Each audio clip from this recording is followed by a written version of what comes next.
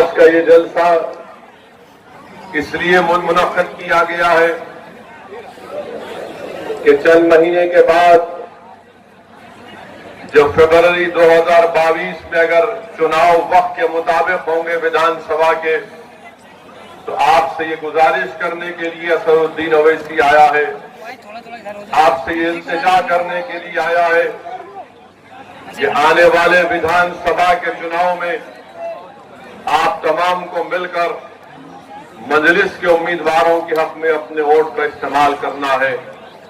मैं आपसे गुजारिश करने आया हूं कि आज आप हजारों की तादाद में यहां पर जमा हुए हैं, मगर मैं ये आपसे गुजारिश कर रहा हूं कि जब पोलिंग का दिन होगा तो ना सिर्फ हजारों बल्कि लाखों की तादाद में आप मजलिस के उम्मीदवारों के हक में अपने वोट का इस्तेमाल करेंगे। यकीनन यहां पर आपकी मौजूदगी इस बात का पैगाम देती है कि उत्तर प्रदेश की सियासत में इंशाअल्लाह ताला आपकी बार मुसलमान एक नई तारीख रकम करेगा। आपका यहां पर इतनी बड़ी तादाद में जमा होना इस बात का पैगाम देता है उन तमाम सियासी पार्टियों के जिम्मेदारों को जिन्होंने बरसों से हमारा वोट तो लिया मगर सही मानों में अक़लियतों से और खास तौर से मुस्लिम अक़लियत से इंसाफ नहीं किया। मेरे अजीज दोस्तों और बुजुर्गों, याद रखिए मेरी इस बात को मैं बार बार आपसे कह रहा हूं कि भारत की सियासत की तल्ख़ हकीकत यह है कि जिसके पास ताकत है उसी की आवाज को सुना जाता है, जिसके पास उसके वोट से मुंतखब शुदा जीत कर आने वाले उसके नुमाइंदे हैं उनकी बात को सुना जाता है, जिसके पास विधायक हैं उनके मसाइल को हल किया जाता है, जिसके पास ना आवाज है ना ताकत है ना विधायक है तो उनको यतीम और कमजोर समझकर उनको कोने में छोड़ दिया जाता है। ये बात बिल्कुल सच है। मैं आपसे जो कह रहा हूं कड़वी जरूर है मगर याद रखिए ये सच्चाई है। आज भारत में मुसलमानों का मुकाम अगर एक है, क्या है हमारा मुकाम? हमारा मुकाम एक बैंड बाजे की पार्टी की तरह होकर रह गया कि जब इलेक्शन आता है तो हमसे कहते हैं कि बैंड बजाओ, सेकुलरिज्म को बचाओ। जब इलेक्शन आता है तो मुसलमानों से कहा जाता है कि पुंगी बजाओ और सेकुलरिज्म को बचाओ। मुसलमानों से कहा जाता है कि हारमोनियम पर साज निकालो ताकि मुल्क का सेकुलरिज्म बच जाए। और आपने देखा होगा कि शादी की बारात जब निकलती है दूल्हे के घर से तो दूल्हा घोड़े पर होता है और सामने होते हैं बैंड बाजे वाले। और जब दूल्हा उस मुकाम पर पहुंच जाता है जहां पर उसकी शादी होना है तो बैंड बाजे वालों से कहा जाता है कि तुम इस मुकाम में अंदर दाखिल नहीं हो सकते क्योंकि तुम्हारा काम था दूल्हे की बारात को बैंड बाजा बजा कर लाना। अब तुम्हारा काम खत्म हुआ, तुम बाहर रहोगे, किसी कोने में जाकर बैठ जाओ। यही हाल मुसलमानों का करके रखी है लोग। जब इलेक्शन आता है मेरे अजीज दोस्तों, भाइयों, नौजवानों, मेरी बात को सुनिए। मैं चाहता हूं कि जब आप यहां से जाएं एक फिक्र लेकर जाएं, एक सोच लेकर जाएं। मैं ये चाहता हूं कि आप एक फैसला कर लें कि इस आने वाले विधानसभा में क्या आप सिर्फ वोट डालने वाले रहेंगे या नेता भी बनेंगे, या आप सिर्फ वोट डालते रहेंगे और वही बैंड बाजा पार्टी की तरह कोई दूल्हा बनेगा, आप उसके वास्ते बड़े बैंड बजाएंगे, बड़े बड़े गाने गाएंगे, नाचेंगे और जब वो जाएगा उस मुकाम पर जहां पर शादी होना है तो वहां पर कहा जाएगा तेरा काम नहीं है, तेरा काम हो गया, तू बाहर रुक जा। असदुद्दीन ओवैसी आपको पैगाम देने आया है कि हम अब बैंड बाजा नहीं बजाएंगे, अब हम जमहूरी तरीके से इन लोगों को बजाकर अपने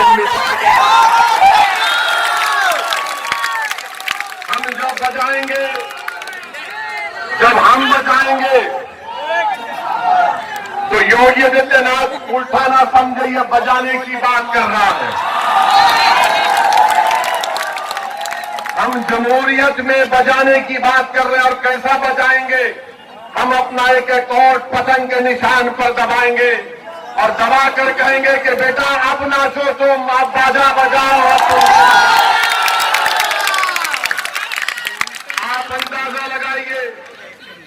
आप सुनिए, मैं आपसे दाद हासिल करने नहीं आया हूं, ये कोई मुशायरा नहीं है कि शायर बोल रहा है वाह वाह मुकर्रर मुकर्रर कह रहे हैं। ये एक सियासी जलसा है। आप अपना कीमती वक्त निकालकर इतनी धूप में यहां पर हजारों की तादाद में आए हैं, तो थोड़ी देर के लिए मेरी बात को सुन लीजिए। मैं जो कहना चाह रहा हूं वो मेरे दिल के जज्बात हैं। जो मैं कहना चाहता हूं वो मेरे दिल में, दिमाग में बेचैन मुझे कर देती है जब इन तमाम चीजों को देखता हूं। तो जब आवाम के दरमियान में आता हूं तो अपनी तकलीफ को आपके सामने बयान कर रहा हूं। मेरे अजीज दोस्तों और बुजुर्गों, विधानसभा के चुनाव आ रहे हैं और आपको ये बताना चाह रहा हूं, आप जानते हैं उत्तर प्रदेश की राजनीति में, उत्तर प्रदेश की सियासत में जिस किसी समाज का नेता है उस समाज की इज्जत की जाती है। अगर कोई ब्राह्मण समाज का है तो उसका नेता है। अगर कोई ठाकुर है तो कहेगा कि योगी ठाकुर है, हमारा नेता है। अगर कोई यादव है तो कहेगा अखिलेश हमारा है। अगर कोई दलित है उसमें जाटव है तो कहेगा कि बहन जी है हमारी नेता। और अगर कोई कुर्मी होगा तो कहेगा कि अनुप्रिया हमारी बहन, हमारी नेता है। कोई आगरे का बागेल होगा तो कहेगा कि वो हमारा नेता है। बताओ, अपने दिल पर हाथ रख के मैं तुमको अल्लाह का वास्ता देता हूं, तुम्हारा नेता कौन है उत्तर प्रदेश में? आपका नेता उत्तर प्रदेश में कौन है बताओ? कोई तुम्हारा नेता है मुसलमानों का? नहीं, दिल पे हाथ रखकर पूछो, अपने आप से सवाल करो। जब समाज ने अपना अपना नेता बना लिया, अपने अपना पावर बना लिया, 19% मुसलमान उत्तर प्रदेश में, एक किसी को नेता बनाया आपने। ये मुझसे मत कहो, ये अपने आप से कहकर दिलासा मत दो कि नहीं ये पार्टियां किसी को नेता बनाने नहीं देती हैं। मेरे अजीज दोस्तों और बुजुर्गों, ये जो जमहूरियत है, भारत का संविधान आपको इस बात की इजाजत देता है कि आप नेता बने। और अगर ये नाम निहाद सेकुलर पार्टियां अगर आपको नेता नहीं बनाना चाहती है तो क्या आप खामोश बैठ जाएंगे? क्या आप आगे बढ़कर अपना हक हासिल नहीं कर सकते?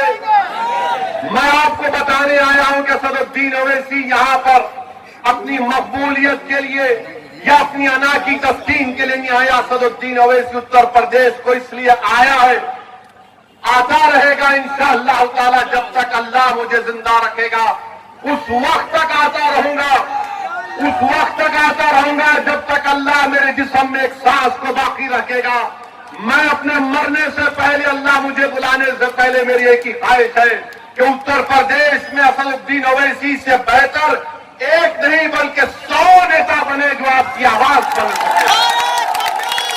ये काम आपको करना है।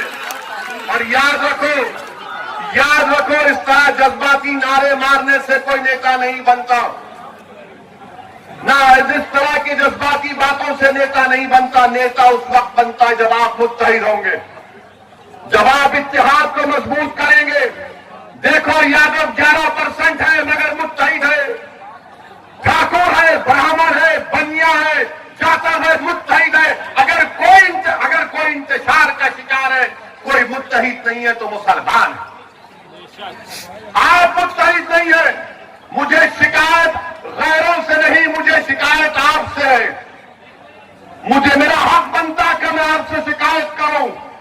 मैं इस सरजमीन का नहीं हूं मगर मेरा और तुम्हारा जो रिश्ता है ना, वो खून का नहीं है, ना बरादरी का। मेरा और तुम्हारा रिश्ता वो है जिसको पाक रब्बुल आलमीन ने कलमे तौहीद के नाम पर जोड़ दिया।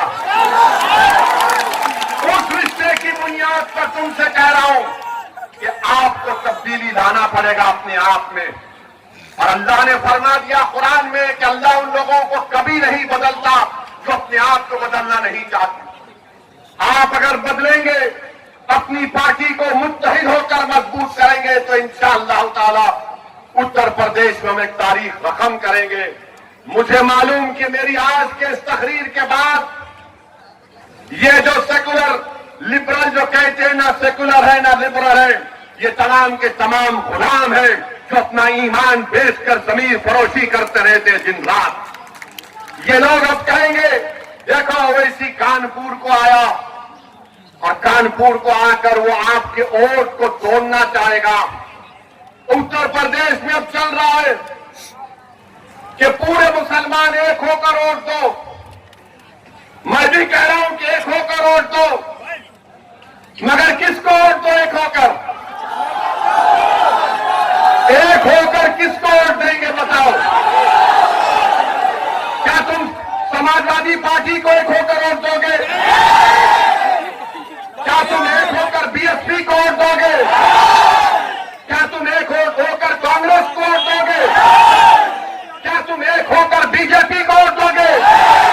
तो फिर किसको वोट दोगे? नहीं, आप मुझे नहीं, अपने आप को वोट देंगे इस बार इंशाअल्लाह ताला। इस बार आप अपने आप को वोट देंगे अपने मुस्तकबिल के लिए, अपने बच्चों के रोशन मुस्तकबिल के लिए। अब ये बात आप समझिए कि अब शाम से शुरू हो जाएगा टीवी पर, शाम के 6 बजे 9 बजे 10 बजे ये हमारा निकाह करने तैयार हो जाते हैं। ओवैसी का उत्तर प्रदेश के चुनाव में एक और भड़काऊ भाषण। अच्छा, बुलाते किसको है? कांग्रेस को बुलाते, समाजवादी को, बीएसपी को, बीजेपी को बुलाकर मजलिस के आदमी को बिठाकर पूछते ये मुस्लिम वोट की क्या बात कर रहे हैं? तो पूरे बीजेपी, एसपी, कांग्रेस सब मिलकर बोलते ना ना ना, ये तरह की फिरका परस्ती की बात, कम्युनिज्म की बात नहीं करनी चाहिए थी ओवैसी को। मैं ये कह रहा हूं कि तुम क्यों नहीं खुल के कहते? तुम क्यों नहीं कहते, चाहे बीजेपी हो, बीएसपी हो, कांग्रेस हो, एसपी हो, कि हिंदू भी मिलकर वोट दो? बोलो ना, क्यों नहीं बोलते? नहीं बोलेंगे वहां पर, इसलिए नहीं बोलेंगे कि डरते हैं बोलने के लिए। असदुद्दीन ओवैसी सिर्फ अल्लाह से डरता, सच बयान कर रहा है आपके साथ।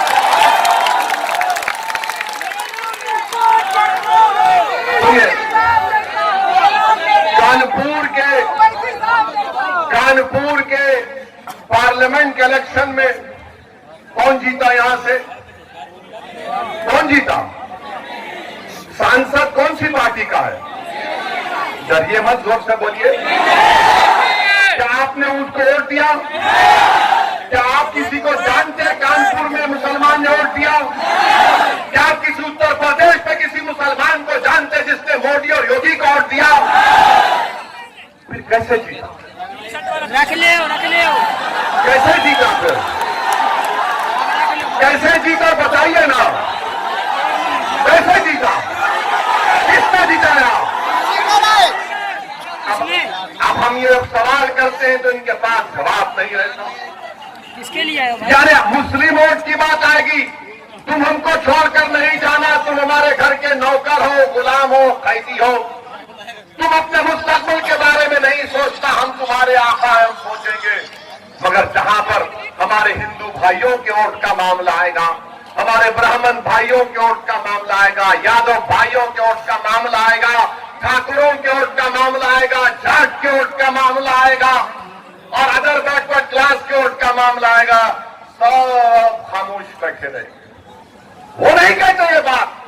आप मेरी बात को याद रखना, जैसे जैसे चुनाव करीब आएगा लोग आएंगे जिसको मैं दल्ले कहता हूं, वो दल्ले आएंगे तुम्हारे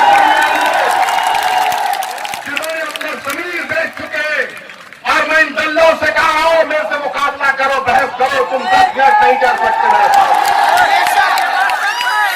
बोलेंगे नहीं, मिलकर वोट डालो, मिलकर वोट डालो। देखो, याद रखो, हम जब बचपने में थे तो हमने कहानी पढ़ी थी कि कहानी में था कि बच्चों को कहा जाता कि सो जाओ, शेर आएगा, पूरा डाकू आएगा, ये आएगा, वो आएगा। मेरे भाई, आपके इस बोलने से क्या हासिल हुआ बताइए? क्या आपने बीजेपी को रोक पाया? आपने वोट नहीं दिया, मुसलमान ने तो बीजेपी को वोट नहीं दिया। 2019-2014 में पूरे मुल्क में, पूरे भारत में खाली 6% मुसलमानों ने बीजेपी को वोट दिया। अब आप बताइए फिर कैसे जीता मोदी? इसका जवाब आपके जितने हैं, आपको मालूम है, आपको फैसला करना है। मेरे अजीज दोस्तों और बुजुर्गों, क्या आपको मालूम कि उत्तर प्रदेश में लोकसभा के चुनाव में सपा और बीएसपी मिले तो 75% मुस्लिम वोट इनको मिला। 75% आपने झोली भर भर के दिया इनको। आपके दिमाग में बात पैदा हो कि डालना है, मुझे मोदी को हराना है। अच्छा किया आपने, मगर हुआ क्या? अखिलेश यादव के घर के 3 लोग हार गए, हारे ना।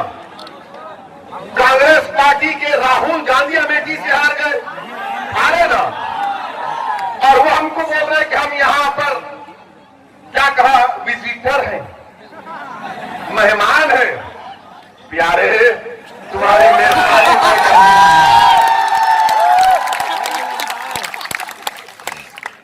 15 लोकसभा सीट पर सपा और बीएसपी कामयाब हुए। एक सीट पर मोहतरमा सोनिया गांधी साहिबा कामयाब हुई। अब आप सोचिए, 75% आपने वोट दिया तो पूरे उत्तर प्रदेश में ये बीएसपी, सपा, कांग्रेस के 16 वोट जीते, बाकी पर बीजेपी जीत गई। मैं जिम्मेदार हूं इसका। क्या मेरा कैंडिडेट था? क्या मजलिस इत्तेहाद और मुस्लिमीन का कोई उम्मीदवार था? कैसे जीते? तो मालूम हुआ कि हमारे हिंदू भाइयों ने 71% हमारे हिंदू भाइयों ने 2019 के पार्लियामेंट के चुनाव में नरेंद्र मोदी को अपना वोट दिया। इसका जवाब दो। जो असदुद्दीन ओवैसी पर इल्जाम लगाते हैं, तुम्हारा इल्जाम झूठ है।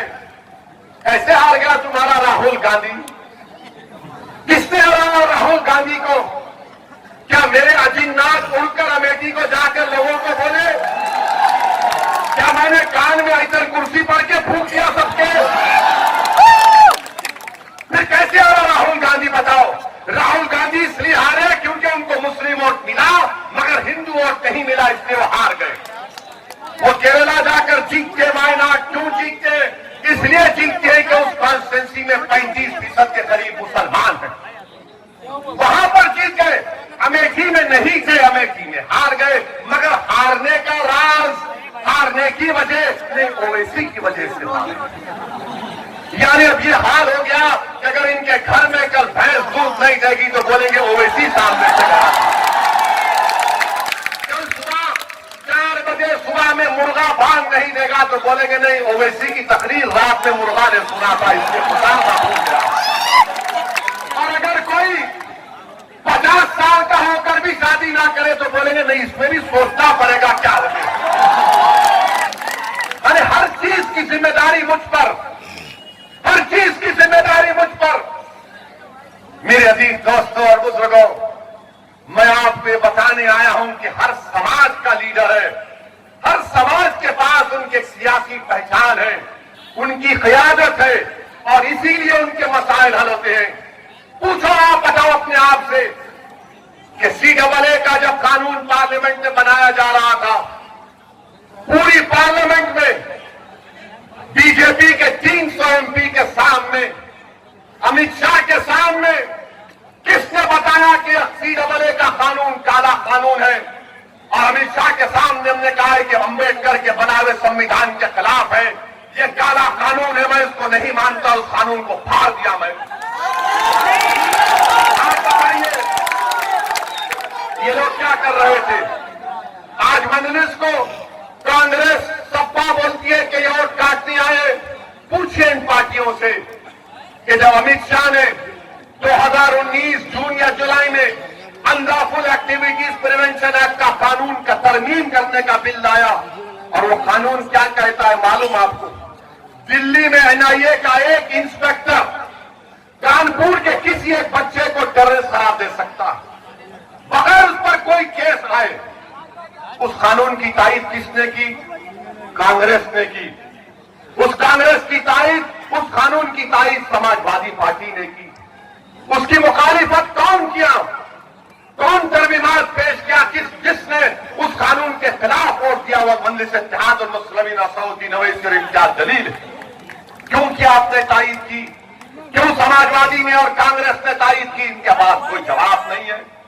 मेरे अजीज दोस्तों और बुजुर्गों, ये सब लोग हारते हैं। 2017 का चुनाव हार गए, कांग्रेस और समाजवादी मिल गए। तो एक गाना, क्या गाना था उस वक्त कि यूपी को ये दो लड़के पसंद है। कहा था ना, यूपी को ये दो लड़के पसंद है। बह गए 300, बीजेपी जीत गई। फिर आपने 2 साल के बाद पार्लियामेंट में बहन जी के साथ अलायंस किया, आप नहीं जीत पाए। अब हम जब आ रहे हैं, अच्छा मजलिस क्या करती है? हम सिर्फ भारत के पार्लियामेंट इलेक्शन में 3 सीट लड़े। एक हैदराबाद की आवाम को लाखों सलाम, हमने बीजेपी को फिर से हराया। नरेंद्र मोदी आकर मेरे खिलाफ कैंपेन किए। आपके मुख्यमंत्री को भी लाया गया था, बाबा भी आए थे।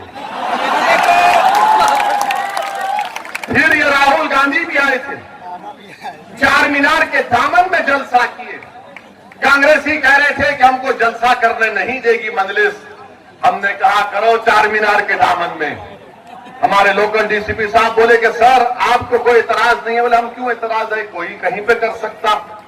जलसा किए, मीडिया के लोग आकर पूछे कि इनका जलसा हुआ।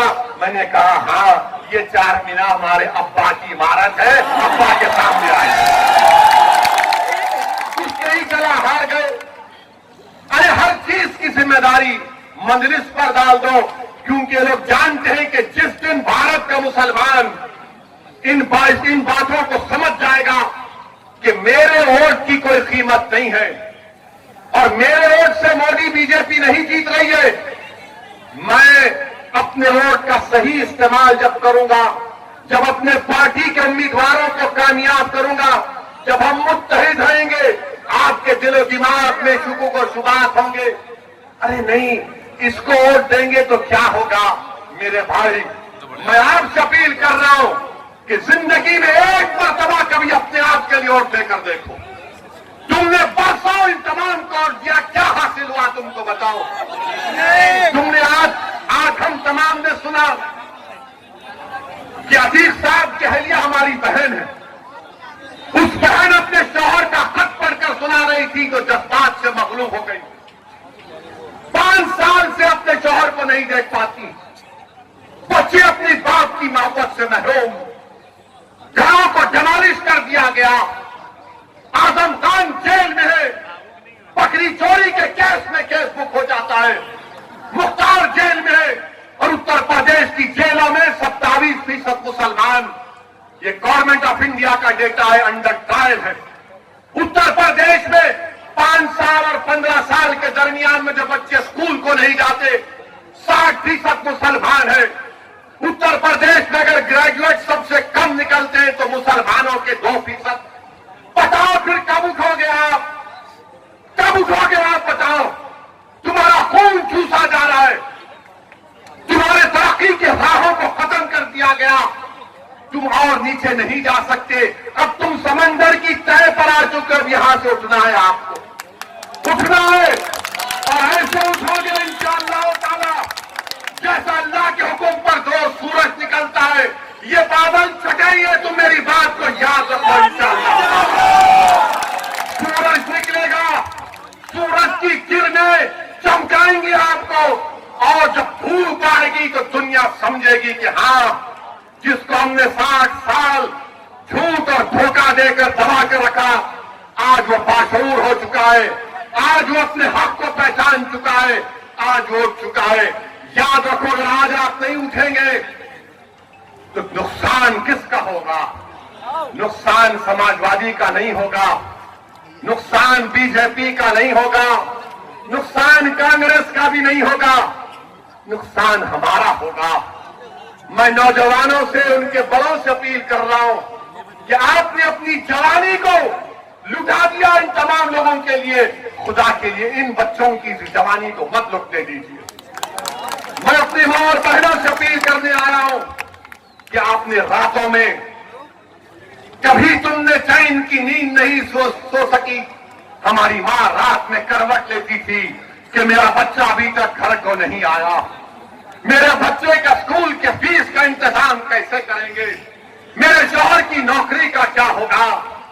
अगर कहीं से पटाखे की आवाज आ गई तो मां का कलेजा हिल जाता है कि कहीं मेरे बच्चे को गोली तो नहीं लग गई, कहीं मेरे बच्चे को गोली तो नहीं लग गई।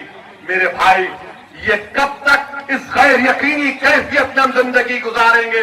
जमहूरियत है, संविधान है, और संविधान भारत का आईन आपको इजाजत देता है कि अपने वोट से अपनी क़यादत को बनाओ, मुझे मत बनाओ। मैं आज हूं, कल इस दुनिया से चला जाऊंगा, मैं भी जमीन की ग़िज़ा कभी बन जाऊंगा, मगर आपके लिए आया हूं और आपके लिए आता रहूंगा। आप याद रखो मेरी इस बात को कि मैं आप तमाम को, भारत के हर मजलूम आवाम को अपने पलकों पर रखता हूं, हर कमजोर को अपने पलकों पर रखता हूं। मैं जब इस दुनिया से जाऊंगा तो मेरी एक ही ख्वाहिश है कि अल्लाह मुझे अपने जिस्म से रूह निकालने से पहले मैं ऐसे नुकूल छोड़ जाऊं कि हर कोने में भारत का असदुद्दीन ओवैसी से बेहतर एक सियासी कायद, एक सियासी रहनुमा बन सके। मेरे अजीज दोस्तों और बुजुर्गों, आप और सुनना चाह रहे या खत्म कर दें? गर्मी तो नहीं हो रही? बोले थके तो नहीं ना? थके तो नहीं ना? बोर तो नहीं हो रहे ना? तो ठीक है, अब इतना बोलेंगे कि इंशाअल्लाह ताला विधानसभा के चुनाव तक, उसके बाद भी जिंदगी भर बोलते रहेंगे। और ये तमाम लोग बीजेपी हो, हम कल इलाहाबाद जा रहे थे, गाड़ियों का फासला है, ये बजरंग दल के लोग बैठ गया कर, ऐसी नहीं आना। हमारा जलसा इलाहाबाद में हो रहा तो सपा, बीएसपी, कांग्रेस ने एक अफवाह फैला दी, रूमर, नहीं आ रहे। यहाँ भी फैली, होता है। इससे मालूम हो गया कि कितने झूठे हैं ये, कितने झूठे हैं। मेरे अजीज दोस्तों और बुजुर्गों, हम जब बोलते हैं तो कहते हैं बहुत बोलता है, इसके बोलने से तकलीफ होती है। अब आप एक बार, नहीं, चाय कड़वी नहीं, याद रखो। असदुद्दीन ओवैसी के बारे में से किसी ने अच्छा कहा कि चाय की प्याली तो गर्म होती है मगर केतली उससे ज्यादा गर्म होती है, समझे ना? अब हमारा हाल ऐसा है, किसी एक आलिम दीन ने मुझे समझाया कि एक बाप और बेटा मिलकर कानपुर को आ रहे थे, बहुत सालों पहले, और 100 साल पहले से घोड़े पे बैठकर आ रहे थे। तो किसी एक आदमी ने कहा, ये क्या बात है, बेटा बैठा है, बाप बैठा है, बेटे को उठो, बाप को बैठने दो। तो बेटा बोला, हाँ बाप को तकलीफ हो रही है, आराम से। बेटा उतर गया, थोड़ी दूर चले तो फिर किसी ने कहा, ये क्या, तू कैसा बाप है, तेरा बेटा चल रहा है, तू उतर। तो वो भी उतर गया, बेटा बैठ गया। बाद में किसी ने कहा, तुम कैसे इंसान हो, जानवर पर जुल्म कर रहे, दोनों उतर गए। तो यही हाल करके रखिए, हर बार कुछ ना कुछ बात करते हैं। अच्छा, हम हमारे बोलने पे इनको एतराज, आप ईमानदारी से हम कह रहे हैं, हर बात सच्चाई से कह रहे हैं इंशाअल्लाह। मौलाना कलीम सिद्दीकी को जानते आप लोग? जानते ना, सुना होगा ना उनके बारे में? सुना नहीं सुना? उनको उत्तर प्रदेश के एटीएस ने गिरफ्तार किया ना? किसने बोला उनके बारे में? किसी ने बोला? किसी कांग्रेस के राहुल गांधी ने बोला, सपा के अखिलेश यादव ने बोला, बीएसपी के बहन जी ने बोला, कांग्रेस के राहुल ने बोला? क्यों नहीं बोले? क्यों नहीं बोले? क्यों नहीं बोले? सोचो, क्यों नहीं बोले? नहीं, इसलिए नहीं बोले, अगर बोलेंगे तो दूसरों का वोट नहीं मिलेगा। अगर बोलेंगे तो दूसरों का वोट नहीं मिलेगा। हमको गुजरात से कोई लोग फोन किए, वो फोन करके बोले कि क्या अभी तक आपने कुछ नहीं कहा, क्यों खामोश हो गए वैसी? मैंने कहा आपका किस सियासी पार्टी से ताल्लुक है? बोले उससे आपको क्या करना है?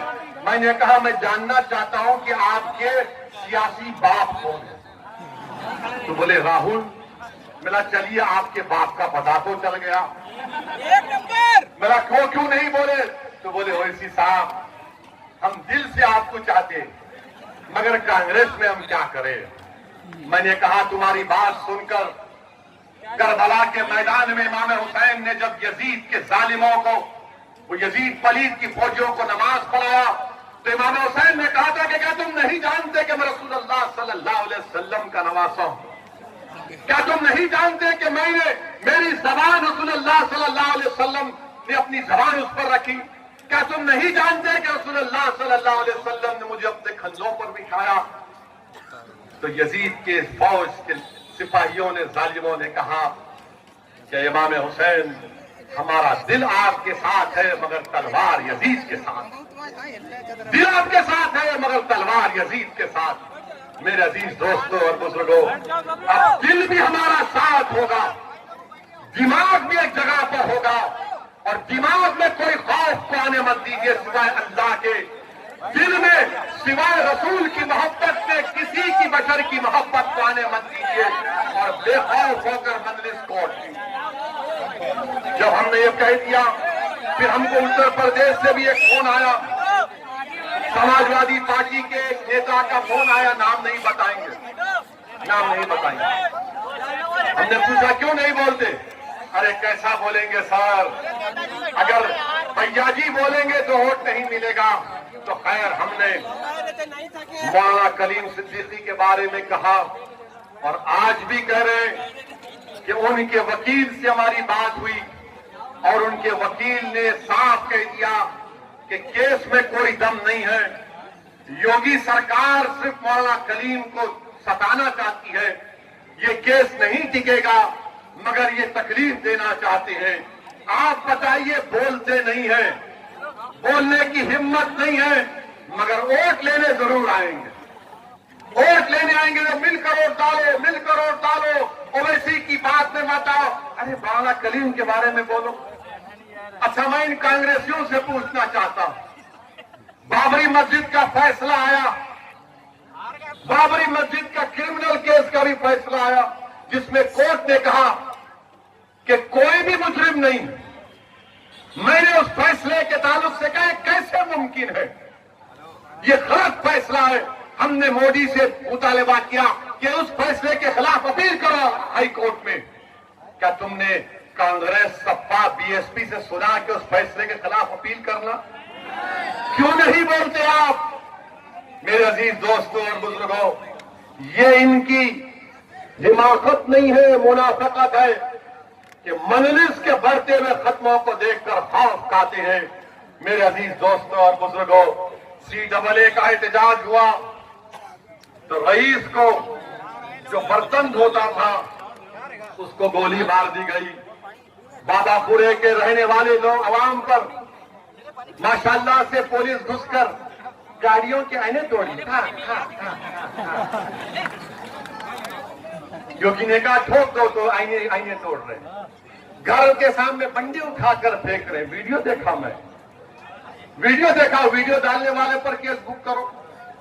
आफ्ताब आलम जो स्कूल में काम करता था, भीड़ आई, भीड़ से बचने के लिए किसी घर में छुप गया, बाहर निकला तो आफ्ताब आलम के सीने में गोली लग गई, मोहम्मद सैफ मर गया।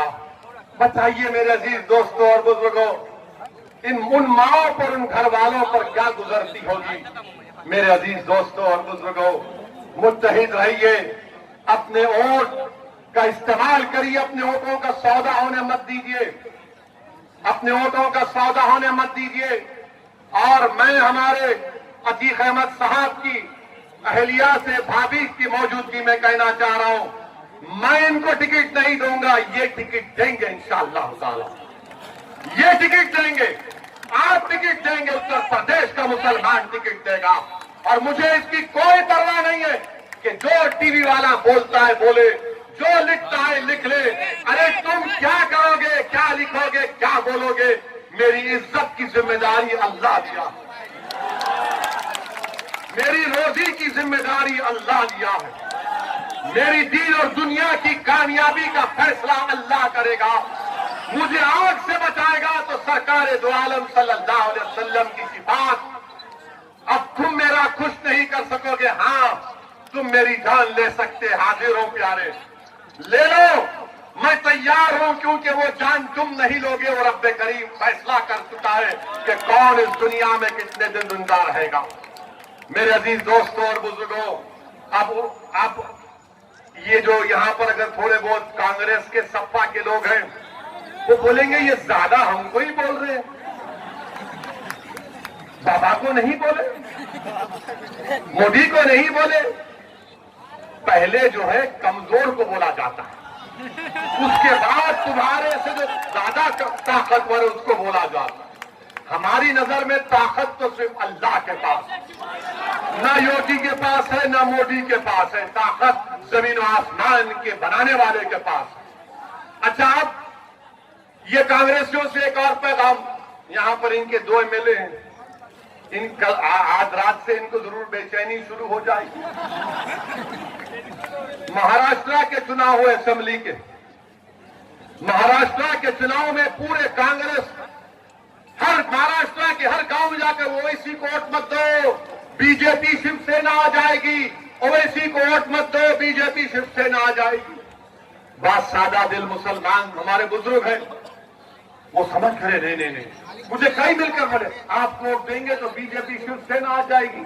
हम अपने बुजुर्गों से बोले कि चाचा ये यहां पर शिवसेना कांग्रेस मिलने वाली, नहीं हम नहीं दे सकते। जो नौजवान था वो तो तय कर चुका था कि नहीं अब के बार हम ओवैसी का साथ देंगे। तो इलेक्शन हो गया, इलेक्शन होने के बाद क्या किया कांग्रेस ने, शिवसेना का मुख्यमंत्री बना दिया, शिवसेना को चीफ मिनिस्टर बना दिया, हमारे नाम से डराकर वोट तो लिया मुसलमानों का महाराष्ट्र के, और शिवसेना को मुख्यमंत्री बना दिया। मेरे अजीज दोस्तों और बुजुर्गों, इन बात पर आपको गौर करना है और बीजेपी को हराना है इंशाअल्लाह ताला। इस चुनाव में हराएंगे ना योगी को, हराएंगे ना योगी को, पूरे अज़म के साथ योगी को हराएंगे, मोदी को हराएंगे इंशाअल्लाह। योगी भी हारेंगे, मोदी भी हारेंगे। अब ये बताइए, रुक जाइए, अब इन्होंने क्या किया, कानपुर में